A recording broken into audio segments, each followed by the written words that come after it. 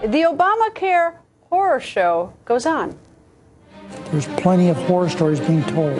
I'm going to have to be dealing with patients who could get taken off the drug that is now stabilized and kept them from being disabled. All of them are untrue. Our family, our premiums increased from $440 a month to $920 a month. I can't afford that. I think I'm going to let it go and hope I can stay healthy. All of them are untrue. My wife was diagnosed with stage 4 brain and bone cancer. We received this letter of cancellation. All of them are untrue. I'm going to stop being a doctor when I know I could take care of somebody, but I'm not allowed to use the medications that could provide that. All of them are untrue. Well, our first guest says Senator Harry Reid is wrong. Obamacare is a horror, for real. And to her patients and her employees, it is a horror. Ophthalmologist Dr. Patricia McLaughlin joins us. Good evening, doctor. Good evening.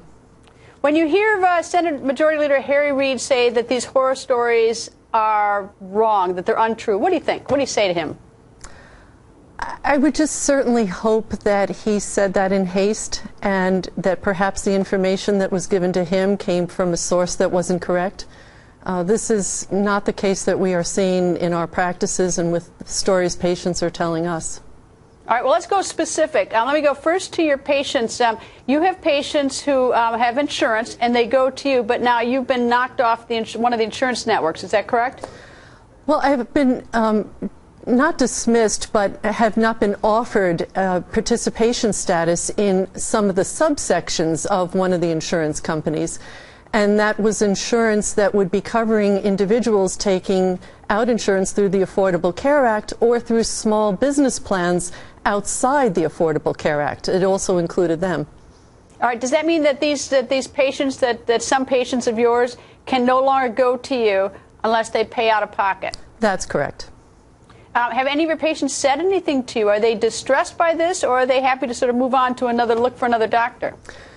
You know, most patients are attached to their doctor. We've had long-standing relationships. We don't just take care of an illness, we take care of the human spirit as well. So we know things about their spouse, their children, their parents. We've gone through their trials and tribulations. There's a relationship. Of course they're distressed, and they don't enjoy the fact that they don't have freedom of choice any longer. It's very, very confusing to them. It's very distressful. They don't know where to turn. They still will call us and ask for help. And of course, we're willing to do that. All right. Now, you've also gotten squeezed because what's happened with your own insurance for your employees? What's happened with them?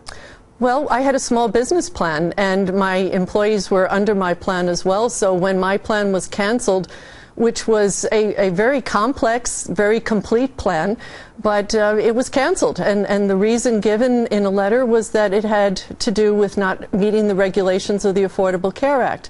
I mean, this completely confused me and came as a complete surprise.